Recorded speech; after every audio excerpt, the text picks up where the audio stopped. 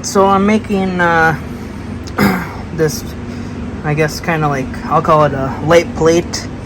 So it'll have a tail light, and then there will be the 3 running lights that are required on the back of your trucks, your bigger trucks.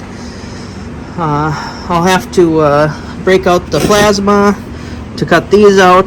These I actually just used my drill press, 3/4 inch drill bit, and then you put the grommet in there, shove the light through, and these are red. They look, I mean, they're clear, but they have red LEDs in them. Kind of neat.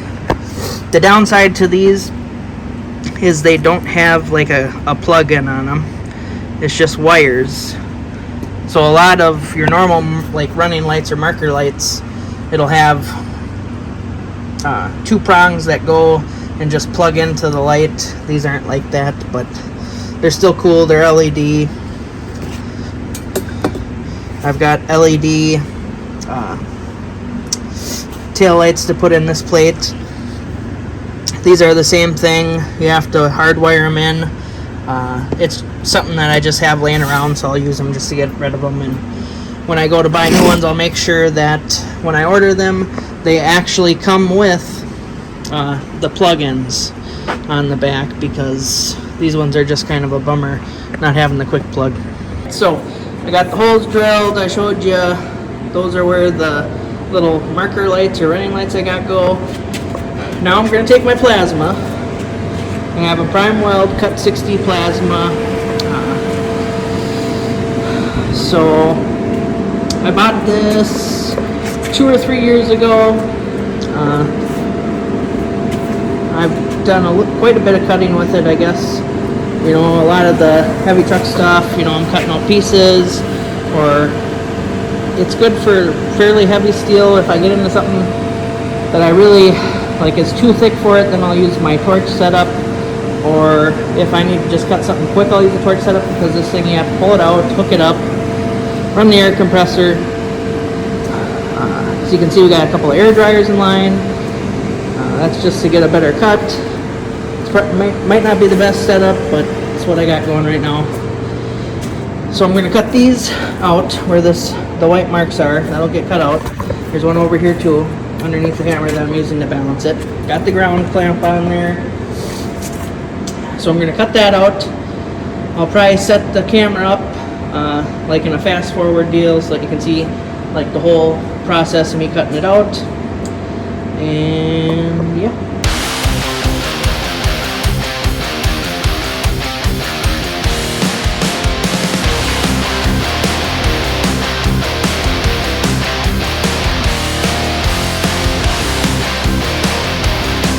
I was waiting for the air compressor to shut off because it was running, because I was using, I mean, this machine uses air to push, you know, the plasma and blow it through the cut.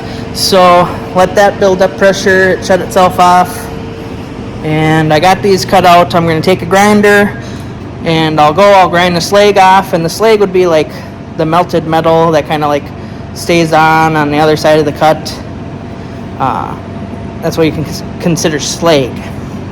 I'll get that cleaned up, and then we'll see if the lights fit in there. And once we know that the lights fit in, I will be taking, and I know the lighting's not the best, but maybe you can see it. So this is 3 lights I was talking about. Your big trucks have these. It's identification on the road without having it's a way to identify a truck in the dark, I guess, is more so what it would be. But anyways, so you can kind of see there's 2 existing bolts here where the rotted aluminum is, and that's what held this on. And what we got going on here is I think I'm going to try to use those existing bolts and mount this to that. Now, I'm not 100% sure if I'll have it sitting up here mounted, or if I want to have it hanging down mounted. I haven't decided yet. I guess we'll kind of see where it progresses, but I plan to bolt this on to there. I thought about welding it, but this way it can come off easy, whatever. And a lot of times I it's usually just better to bolt stuff together, I guess, because obviously you can take it back apart, and if your welds break or something, you don't have to worry about, I guess, your welds breaking if that's all it's holding it on, So this is what it looks like with the lights in it. I got it cut out. I ground down the slag that I was talking about earlier. Now you see with lights, don't mind this, it's just helping prop it up. So what I'm looking at right now is either it sits up in there like that, or else I flip it so that it's actually down below. So top or bottom? I'm not 100% sure yet which way to go with it, but I kind of like the idea of having it tucked up in there rather than hanging down like this, just because it's kind of one more thing to be hanging down there in the way. And if in reality it shouldn't be a problem, but if you're like backing into the trailer or whatever, the trailer is going to be where those 4 bolts down there, that's where the trailer pintle will be, so it shouldn't be a problem. But that's just kind of my thoughts. There's also a couple of small hose connections down there, but I don't necessarily plan on using any of that, so I guess I'll have to put some thought into it. But that's where we're at right now. I have that plate made. It should get cleaned up and painted. We'll see if that happens now or when the rest of the truck gets cleaned up and painted. But I just wanted to add that light panel in here. For one, to get the 3-way back. You've seen I had the aluminum one, it's all rotted out, falling off. I could have probably just went and sourced another one of those, but doing this, I'm going to add these 2 taillights down here, which it didn't have in this truck. All they ran for taillights were the one on each side up in the box, and as far as the visibility for cars and stuff, it's not there. So at least if I put this set down here, hopefully that will lessen the chance of like an accident or something where a car's not paying attention and then doesn't see that I have my brakes on and smacks into me or something. So that's kind of the reasoning behind this light plate going down here. So as you can see, I did some more marking on it. I'll be rounding the corners. I'm going to cut a nice straight line. When I originally cut this apart from the metal tube it was, I used a cutoff wheel on a grinder. Normally I probably would have just used my plasma, but I was trying to be lazy. Didn't work out, so now we're still going to do a whole bunch of work with the plasma on it. But I'm going to cut that line there that you see, the white chalk line. I'll cut that using this board as a guide to keep it nice and straight. And at the end, each side I'll finish out with a nice rounded corner like that. It'll look a lot better than what it was going to look like. And I got all the holes drilled, the lights cut out, they fit in there nice. I might have showed that in the last video, but now I'm just going to kind of get the rest of it looking good. So that's where we're at.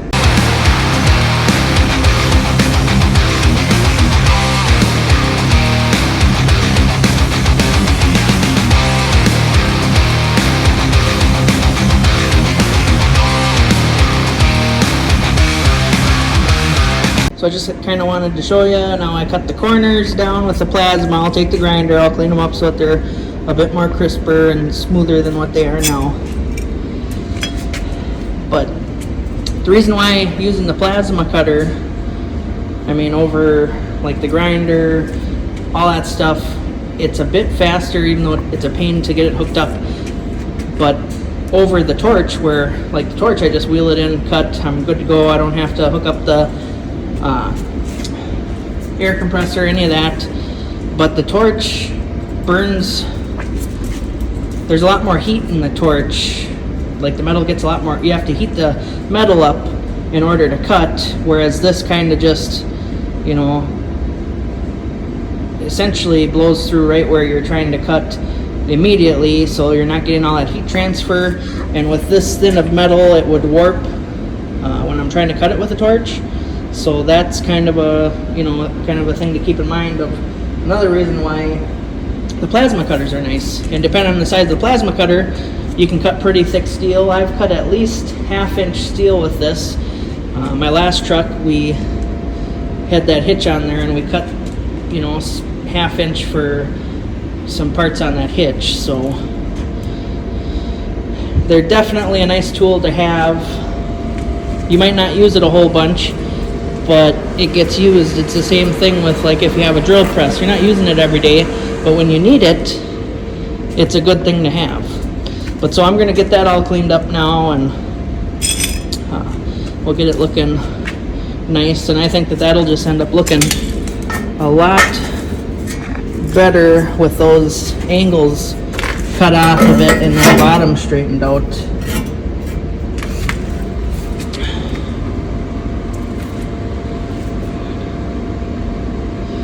But yeah, I think that that looks quite a bit better.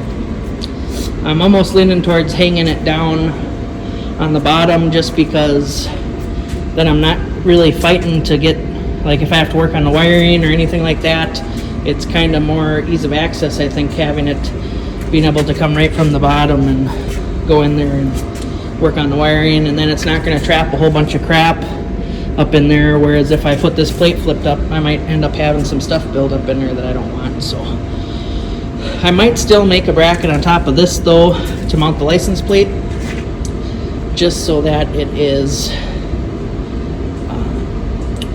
I guess, kind of up out of the way. I think that'd be a good spot for the license plate. But yeah, and this also follows the fact that, hey Hammy, that I'm trying to get the taillights down further to, for the cars that are behind you and stuff.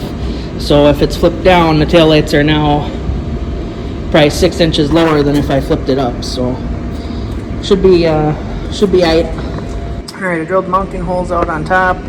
You can see what it's going to look like on the truck. I think that's what we're going to go with. I'm still probably going to add some sort of, like, plate mount up above. And I'm not 100% sure yet, but I'm almost thinking it should go off to one side, just so that I can still get to these bolts easy. Alright, so don't mind the beeping in the background, but here's what we're going to have for a final product. I have it wired in. I got turn signals, I got running lights, brake lights down here now. So that's just going to be a lot better for, I don't know, my peace of mind at the very least.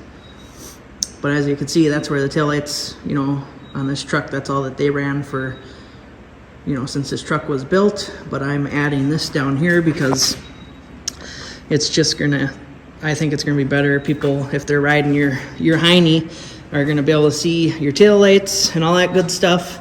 And then I'll also be putting the license plate up there where those two brackets are above it. But yeah, so that's the light plate. And I'm getting pretty close to being able to DOT this truck. And then after that, I'll be able to use it to haul the excavator and whatnot if need be. And then I'll probably, after I get it DOT'd or whatever, I'll probably think about starting to remove some slag off or some rust scale, I should say, off of the frame and everything. We'll paint the frame, and I'm not going to pay a whole lot of attention to the box just because it's not in super good shape anyways. It's not necessarily the box that we want to have on the truck because it's kind of on the small side, but I'll probably still scuff it down and paint it, fix what, holes or whatever need to be fixed, but I'm not going to put a whole lot of time and effort into the box, like I will the cab and everything to get it looking good. So, all right. We got... Well, I've tried to record this multiple times, and Nels is clearly like a YouTube outro expert because homeboy can do it in one take and be done. But We appreciate you guys watching. We'll be back next week. Nels is out of town snowmobiling, which is why Moi is doing it. But also wanted to point out, we finally have microphones. We've wanted to improve our sound quality for since the beginning. But I ordered some. I actually got them in the mail weeks ago, and I think I threw them away. Anyways, mad at myself, expensive mistake, but it is what it is. Finally got them in the mail today, so I wanted to test it out for the outro. And anyways, we appreciate you guys watching. Like, comment, subscribe. I think that's what the peeps say. And we'll see you next week. Thanks.